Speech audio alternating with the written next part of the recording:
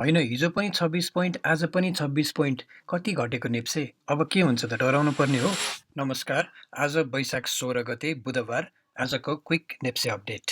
आज मार्केट 2771 मा ओपन भएर 2744 मा क्लोज भएको छ र 25.81 पोइन्टले झरेको छ। आज मार्केट डेली अर्डर ब्लक भन्दा तल गएको थियो, तर लिक्विडिटी मात्रै स्विप गरेर क्लोजिङ भने अर्डर ब्लक भित्र नै दिएको थियो। हामीले डेली अर्डर ब्लकमा मार्केट आउँदै गर्दाखेरि यसलाई डेली टु 15 मिनट्समा एमएसएस हेर्दाखेरि एमएसएस दिएको थियो, जुन म 15 मिनटको चार्टमा गएर देखाइदिइहाल्छु। अहिले छौँ हामी डेली टु 15 मिनटको चार्टमा। डेली टु 15 मिनट हेर्दाखेरि चाहिँ यो अर्डर ब्लकमा मार्केट आउँदै गर्दाखेरि यहाँनिर मार्केटले दिएको थियो यो डिस्प्लेसमेन्ट सहितको एमएसएस, मार्केट स्ट्रक्चर शिफ्ट। यो दिँदाखेरि चाहिँ यो एमएसएस हिजोको दिनसम्म भ्यालिड थियो।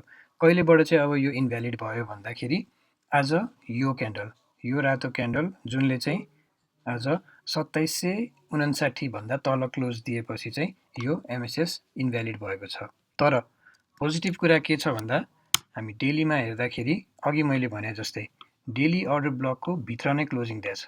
हाम्रो डेली अर्डर ब्लकको लोवर एक्सट्रिम भनेको 2743.3 छ हो, तर आज हाम्रो क्लोजिङ छ 2744.45। सो लिक्विडिटी मात्रै स्विप गरेको छ, तर क्लोजिङ स्टिल अर्डर ब्लक भन्दा माथि नै दिएको छ। त्यसले स्टिल राम्रो नै कुरा हो। धन्यवाद, आजलाई यति नै गरे।